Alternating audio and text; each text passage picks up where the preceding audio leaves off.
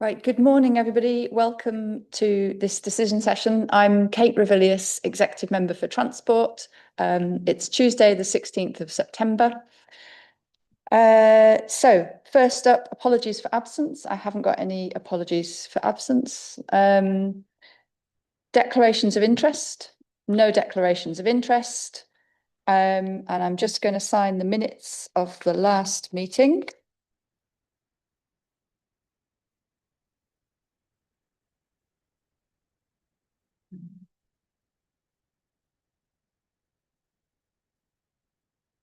Give those to you. Thank you. Okay, so let's move on to public participation. So I think we have Mark Venables coming in remotely. Are you there, Mark? Good morning. Yes, I am. Hi, Kate. Lovely.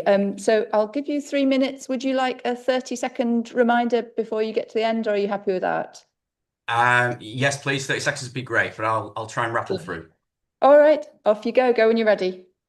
Thanks very much. So I'm representing the Poppleton Traffic Action Group this morning. Residents of Poppleton have expressed strong support in favour of making 20 miles an hour the standard speed limit across our village following a series of serious accidents, countless reports of aggression, rat running, near misses, and with recent coverage in the York press. Poppleton shares many characteristics with Bishopthorpe, and therefore we think the Bishopthorpe experiment, which has clearly had a very positive net impact and feedback, can be considered an experiment for Poppleton and all villages, in fact, that have expressed a strong desire to follow the national and international trend towards 20 mile an hour limits and zones. So we present three asks, which are, we think, a direct hit in terms of supporting York's local transport strategy, in particular policy 6.4, which is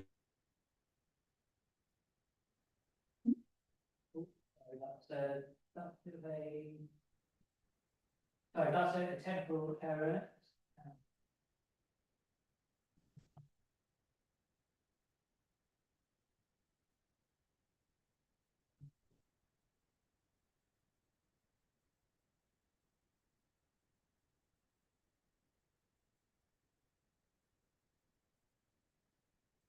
Sorry, if the people moved into the breakout rooms, move them back.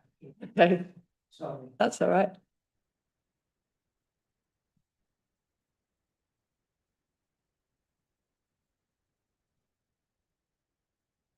Right. Yes, it should be back in now. Sorry.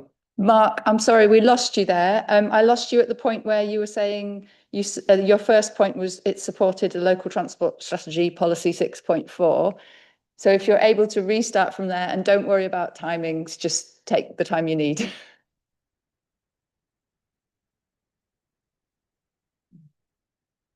Ah.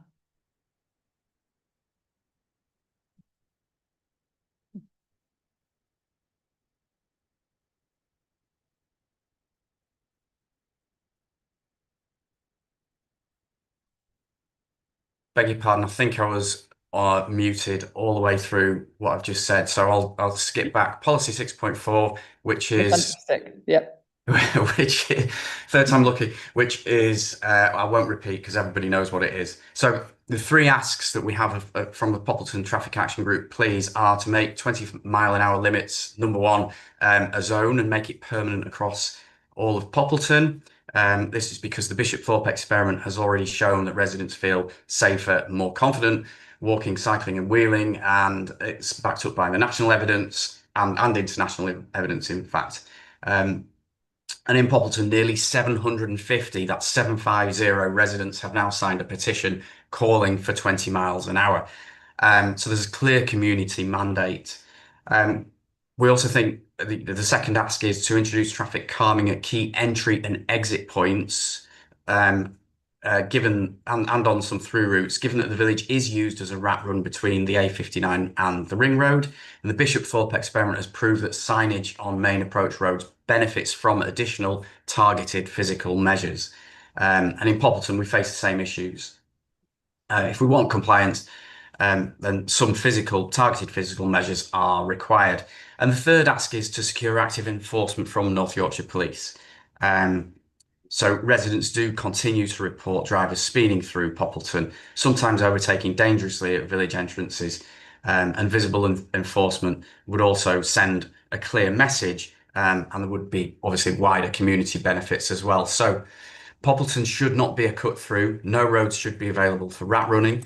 It's not children's lives that can be risked. It's a community with narrow footways, grass verges, children walking to 2 schools in the village, and many older residents crossing roads to and from shops and accessing services. Slower and more stable speeds mean safer journeys, fewer emissions and particulates from excessive acceleration, healthier travel, and a more livable, economically viable village. The Bishopthorpe evidence is clear. 20 works where it's supported by design and enforcement, and we need action in Poppleton, which we'd like to see as a permanent 20-mile-an-hour limit and traffic calming where it's needed with police support. So just to recap, 750 residents have asked for it, and we are absolutely in support and delighted to see the results of the Bishopthorpe experiment. And I hope that's 3 minutes. Lovely. Thank you, Mark. And I will absolutely take all of those comments into consideration, and really appreciate you coming along today. Thank you. Thank you. Pleasure. Okay, I think is Councillor Nichols there now? Okay. Yes. Yeah, lovely. Would you like a 30-second reminder, or are you happy to go? No, I should be fine. I've done it 2 minutes 52. I should be. Brilliant. Off you go when you're ready. Cool, lovely. Right, thank you for this opportunity to speak on the 20 limit within Bishopthorpe, topic which means a great deal to the residents in my village, and an issue I've received hundreds of views on over the last year or so, as I've conducted postal surveys, ward meetings, and thank you, Councillor Villiers, for coming to one of them. I think you've got the feeling of the feeling in the village of on this issue. And recently, this last Sunday, I had a stall at the village carnival to hear comments directly, and just like to thank the ladies who organised another fantastic event yet again. The opinions are roughly split 40-45% in keeping things as they are, 30% want 20 with amendments of varying degrees, and 30% want to go back to how it was, which was 20 on Main Street and around the schools. While it will frustrate some who wish to return to how it was, given I'm here to represent views, not imposed in my own, I would like to support options, 2 options actually, 5 and 3. It's not bad, you get 2 chances of winning. Option 5 is a first choice if the money is available. While the report says this money will come from reallocating funds and prioritising this scheme over others, as the ward councillor, I will always argue for that ideal on behalf of my residents.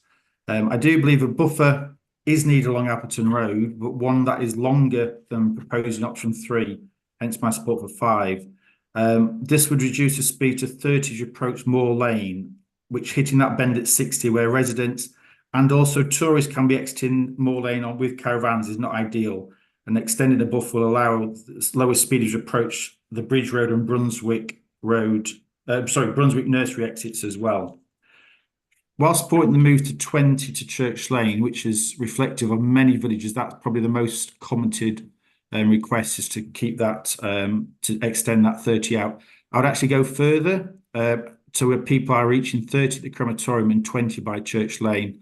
I would go as to reduce the speed 30 at a reasonable distance from Middlethorpe as you're approaching the racecourse, maybe a quarter of a mile away. This has been asked for by many of the residents who live and work at Middlethorpe. There has been accidents there, they've just never been reported, they've just been insurance claims. And I think several have written in support an extension to 30 beyond there.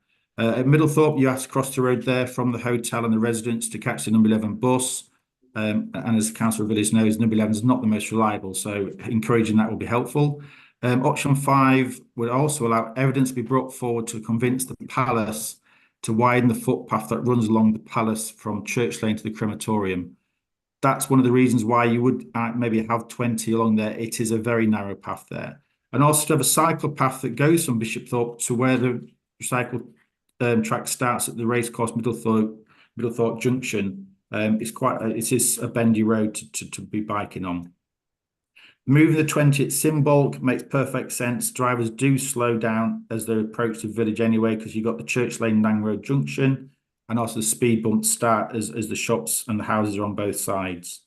Probably the most interesting, surprising and welcome result was the fact that Acaster Lane wasn't a problem, which is the straightest road we have with 20. A lot of people seem to think cars are speeding on there. Clearly some are, But it seems like the wonderful law-abiding residents of Bishopthorpe and Acastle Melbys can go down Acastle Lane mostly within the speed limit.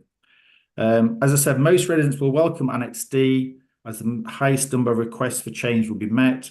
My reasons for point 5 are the 2 tweaks to extend that buffer on Appleton Road and Bishopthorpe Road past Middlethorpe. If it is option 3, then we'll have to pursue those changes another way, especially at Middlethorpe. But generally, if we can have 5, great. If it's 3, we can live with that as well. Thank you. Thank you. Okay, that's lovely. So now we'll come back into the room, and I'd like to invite Joe Nasson to come up.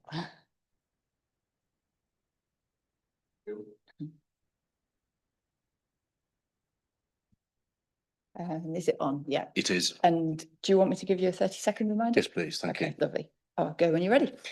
Good morning, councillors, officers and fellow residents. I am here to object strongly to the proposal to revert Appleton Road and Simbort Lane specifically to 30 mile an hour past the junior and infant schools. Doing so would compromise safety and would send the wrong message about how we protect our children. Firstly, why is 30 mile an hour unsafe in school zones? Children are unpredictable, running into the road, stepping off curbs, crossing between parked cars. Even a small difference in speed matters hugely in reaction time and braking distance. These roads are particularly busy at school drop-off and pick-up times with parents, toddlers, older siblings, staff, visitors, all crossing. And the vulnerability of pedestrians here is the highest in the village. There's the additional risk from HGV traffic, Appleton Road, Simbort Lane, not just school routes, they're also the sole access for Selcom Transport's heavy goods vehicles travelling to and from national transport networks. The mix of young children and HGVs is obviously not a good mix. Raising the limit to 30 miles an hour invites drivers of these larger vehicles to treat the road at higher speeds. I think they already do. And it's the council's duty to protect vulnerable road users. Next point on air quality. Lower speeds don't just improve safety, they also improve the air quality, particularly in areas with frequent stop-start traffic, such as at school approaches. Research shows that smoother, slower driving reduces particulate emissions from tyre and brake wear and encouraging more walking and cycling instead of car use. York has committed to ambitious air quality targets as part of its climate change strategy. Retaining the 20 mile an hour limit outside schools directly supports these goals. Fourth point, what has been shown to work around York? York's 20 mile an hour policy already identifies that signed only traffic calmed 20 mile an hour zones are appropriate outside schools and play areas. When York introduced 20 mile an hour limits in the west of the city, evidence showed significant reductions in average speeds. These can make a real difference. National and local evidence makes it clear that schools are precisely the type of locations where 20 mile an hour speed limits are justified. 30 seconds. Thank you. I think the recommendation fails the safety test. Reverting to 30 mile an hour is effectively conceding that compliance to 20 mile an hour is poor. But the right answer is not to raise the limit, it's to enforce the 20 mile an hour zones and provide design measures, signage and enforcement as appropriate. With HGV traffic, 2 schools and air quality targets to meet, the case for more protection is overwhelming. A 30 mile an hour limit at these points undermines child safety, environmental policy and public health. Thank you. And I will take all of that into account. Thank you. Thank you. And last of all, I'd like to invite Chris Pollock.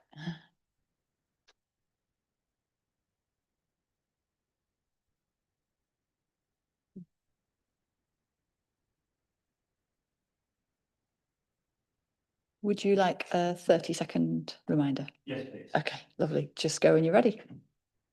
Good morning. My name is Chris Pollock. I'm speaking on behalf of the York Civic Trust on item 6, the Bishopthorpe 20 mile an hour zone. We very much welcome this report on the successful outcome of the trial of the Bishopthorpe 20 mile an hour zone. As the report makes clear, the new lower speed limit has resulted in residents feeling safer when walking, wheeling and cycling around the village. The various research studies quoted in the report demonstrate that 20-mile-an-hour zones reduce the number of collisions and reduce the severity of injuries, particularly to those walking, wheeling and cycling. But transport policy is not just concerned with movement. As the local transport strategy stresses, there needs to be a better balance between movement and place. And 20-mile-per-hour zones have been shown to make streets safer and more attractive places in which to live, shop and socialise. Our only concern is with the reference to enforcement. Government guidance states that there should not be an excessive reliance on enforcement, but the report reads as if there should be no reliance on enforcement. It is not the case, as suggested in paragraph 42, that the council is not able to influence enforcement decisions made by the police. It certainly should not be the case that speed limits are set by the arbitrary behaviour of vehicle drivers, as the report appears to recommend. In accordance with the local transport strategy, speed limits should be set by the council on a decide and provide basis. York has extensive 20-mile zones within the city, most of which compliance is good. However, there are some problem areas and where targeted police action supported by local community speedwatch teams would benefit walkers, cyclists and residents. Local authorities elsewhere work closely with their police forces to ensure that 20-mile-an-hour zones that have been introduced as part of a place strategy are effectively enforced, and York needs to do the same. To conclude, we strongly support option 5. Make the majority of the experimental 20-mile-per-hour zone permanent now, and progress at pace an intervention scheme to enable the permanent 20-mile-per-hour zone to be extended to the full extent of the experimental area. And we further recommend that the council rolls out this proven process for the introduction of a 20-mile-per-hour zone to Askham Richard, Copmanthorpe, Dunnington and Poppleton. Thank you. Thank you. That's perfect. Under time. Thank you very much. And I'll take all of that into account. Thank you. Okay, so that concludes our public speakers for today. I'm really grateful for everyone who's come along or come remotely and shared their views. That's really helpful. And I would also like to say I'm really grateful for all the people who've shared their views via the consultations on the two decisions that we've got in front of us today. So let's move on to the first decision we've got today, which is item 5, the Irwin Avenue Speed Management Scheme. And I'm going to hand over to you, David, to introduce that. Thank you, Ben. Good morning, all. The Irwin Avenue Speed Management Scheme actually came about upon receipt of a petition which was presented to the full council in October 2021. You can be like, Oh, sorry. Sorry about that. Do you want me to start again? Yeah, go. Okay. The Irwin Avenue Speed Management Scheme came about following receipt of a petition which was presented to full council in October 2021. Since then, we've investigated the various concerns and undertaken a feasibility study, and we actually came up with a few options to actually resolve the main areas of concern, which were in general strong concerns about dangers to pedestrians caused by speeding traffic on Irwin Avenue and Malton Avenue, and the amount of rat running from Dodsworth Avenue to avoid queuing at the junction of Ewith Green. The residents basically petitioned us to actually look at addressing these concerns, and one of the recommendations was to actually block off Irwin Avenue to actually prevent the rat running. The option we actually put forward was a slight reduction on that, in that we actually promoted a one-way system to actually prevent vehicles entering Irwin Avenue from Dodsworth Avenue, but still allowed residents to exit on to Dodsworth Avenue. We've subsequently undertaken a consultation exercise with residents, and the feedback from that was mixed. We had quite a few objections and also quite a bit of support as well, but generally speaking, there wasn't a consensus opinion. The general feeling was that the scheme didn't necessarily tackle the the main areas of concern, which was obviously Dosworth Avenue traffic backing up from the junction. As I said, at Youth Green, a lot of the actual support was such that it did actually offer benefits, but it was generally felt that it didn't quite tackle the underlying problem. So the recommendation which is put forward is that the Irwin Avenue Speed Management Scheme in its current format is withdrawn from the capital programme, but the council commits to a future scheme to actually look at the issues at Dosworth Avenue, Green Junction as a potential future scheme. Thank you. Lovely, thank you. Dave, did you want to add anything? No. Lovely, thank you. Well, first of all, I'd like to say thank you to all the work you've put into this, David, and all the listening you've done and working with the residents here. I fully understand and sympathise with the concerns that were raised by the residents here. And I know that you've explored the point closure solution that they originally asked for, but this was ruled out because it actually would result in increased conflict at the junction, another junction, Moulton Avenue, Heworth Green, and wouldn't really resolve the issues on Dodsworth Avenue. So although it might bring very localised benefit, it would cause problems more widely. And so instead you drew up this one-way scheme to reduce the through traffic and a contraflow cycle lane, which again would bring localised benefit, and many of the problems would be solved that the residents were looking for. But in this case, it wasn't actually supported by the majority of residents because it would restrict resident vehicle access, and so we just didn't get that feeling from residents that they wanted to move forward with that. And in addition, it was only bringing very localised benefits. And what we're looking for with our transport strategy is to be a bit more strategic and look for schemes that achieve more widespread benefits for the city. So given that lack of support from the residents and that it's only doing something very localised, we are still absolutely committed to creating safer streets for walking and cycling and safer streets where people live. And we want to look to bring about a more widespread strategic improvement, as you said, looking at the area a bit in over a greater area as part of the forthcoming movement and place plan. And I also note in the paper that we're exploring a zebra crossing or request on Heworth Green, Moulton Road. So that will be assessed as well as part of the review. So there are wider improvements in the area which should help somewhat with the traffic, but we need to really look at it as a whole in a holistic way. Can I just add that the zebra crossing scheme is designed up, it's just lacking funding. It's section 106 funding at the moment, which isn't available. Right. So it's effectively on hold at the moment. Okay, so we need to look for where we get the funding to bring that forward, but that's useful to know. So hopefully we can bring some definite improvements in the near future. We know some of the things that we need to do there. So for the moment, on this decision, I'm going to go with option 3. I'll just look up where we are. I think it's paragraph 59. I'm going to go with option 3, which is to do nothing and leave Irwin Avenue as existing, but commit to a future scheme to review the Dodsworth Avenue, Heworth Green junction so that we make that more widespread improvement and start to reduce the amount of traffic using the area as a shortcut and make it a safer place for people to live and to walk and to cycle through the area and to improve public transport. So yeah, thank you everybody, and we'll leave that decision there and move on to more widespread schemes in the future. Thank you.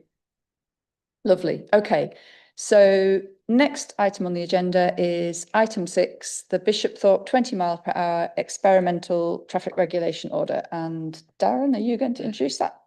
Yeah. Lovely. Good morning. I'm Darren Hobson. I'm presenting the Bishopthorpe 20-mile-an-hour experimental order report. The report is a review of the existing experimental order that's in place across the village of Bishopthorpe. Prior to the experiment, we did do speed surveys, and during we did some additional surveys. The request for the order came for representation from Ward Council and residents following a proposal for a smaller 20-mile-an-hour zone. This was then taken forward for an experiment to look at how sign-only restrictions could affect vehicle movement. So the report was written on a review of that basis to look at how the signs did actually impact people's travel. There was a reduction in speed at all locations, some more significant than others.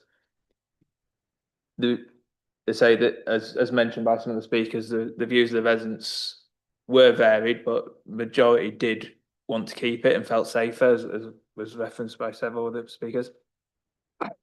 In response to one of the speakers who mentioned about the school, the proposed area in option 3, which is a recommendation, does actually cover the schools. And they were previously covered in the previous 20, and on Appleton Road, the recommendation is actually for further than it was on Appleton Road, and on Simbart Lane, it's similar position, but it might be a couple of meters further out of the village, depending on signage location. But so the schools will be included if the option 3 is taken forward, just to be clear. As I said, the recommendation in the report is to reduce the area slightly on Appleton Road, Simbart Lane and Bishopthorpe Road, where we weren't seeing compliance. On Simbart Lanes, the same time as the introduction of the 20, there was a 30-mile-an-hour extended on the bridge to cover, so it did have a reduction in. And Bishopthorpe Road, there's 30 into it, but I did note Councillor Nichols' comments about Middlethorpe. We did receive a reference from them this week about them asking for an extension due to their staff and customers accessing the bus stop. We hadn't previously had a representation for that area land. Well, for Middlethorpe, we had one from One Global School in 2020, which wasn't progressed at the time. If there's another option in it, which Councillor Nichols was supporting, and Chris Park was supporting option 5 to extend, it would need some design and some measures to put in, which, as Ray mentioned in the report, could be taken from other funding that hasn't actually been allocated yet. And on the basis of the recommendation of both option 3 and 5, we would look at extending out to the other villages that were mentioned in the report: Cottonthorpe, Dunnington, Popperton, and Askham Bryan. And I think that's an overview of. Can I just check, was it Askham Richard or Askham Richards? Yeah. I knew I'd got one of them. All right, lovely. Thank you. Thank you, Darren, for all the work that's gone into this. And I know there's been an immense amount of work going back and recording speeds at various times and listening to all the residents. And there has been a lot of views expressed on this. So there's been a lot of listening to be done. So I really appreciate that. Okay, so I had a look at some statistics, and across the city of York, if we take a 5-year period, on average, we see over 200 collisions that result in either a death or a serious injury. And over half of those are pedestrians or cyclists. And speed is almost always a contributing factor, or very often a contributing factor. So that's an average of around 5 people every year whose lives are lost, and maybe 35 people who suffer life-changing injuries. And all of that is often just for the sake of saving a few seconds off a journey. It's completely unacceptable. And the impact doesn't stop there. There's the trauma for the families of those people, the emergency services and the highways team who attend the collision, and the huge ongoing burden for the health service in caring for people with long-term injuries. And we know that reducing speeds saves lives. We've got evidence from Wales where they've seen an over quarter drop in casualties since the first year of implementing 20 miles per hour in a more widespread way. And on those 20 and 30 mile per hour roads, their figures show that they've had the lowest number of people killed or seriously injured since records began, with 100 fewer people killed. Similarly, in London, where there's much more widespread implementation of lower speeds, and many more 20-mile-per-hour zones. They've seen a 40% reduction in people killed, 34% reduction in serious injuries, 75% reduction in children killed, and 35% reduction in collisions. So it's clear that if you can reduce speeds, we really make a difference to people's lives, fewer people killed, but also we make it a safer place for people to walk, cycle, and just live. The data we've got from Bishopthorpe does show a drop in speed since the 20-mile-per-hour speed limit was introduced. And there's a strong degree of support from the residents to retain that 20-mile-per-hour limit. But I also recognise that the compliance is not as good as it might be on 3 of the approach roads. Some of the speed data in there is quite frankly terrifying. The top speed on Simbolc Lane was over 90 miles per hour in both directions in September 24. And on Church Lane, we've got speeds of 50 miles per hour. And these are all still measured in residential areas where people are living. So it's not on the bits outside the village where there's no houses. Our transport strategy commits to Vision Zero. That means eliminating all road deaths. And we need to take action to reduce vehicle speeds. It's clear that the 20-mile-per-hour signed-only limit is working well in the bulk of the village, but it needs additional measures on those 3 approach roads to bring the speeds down. That signed-only isn't working there to bring the speeds down enough.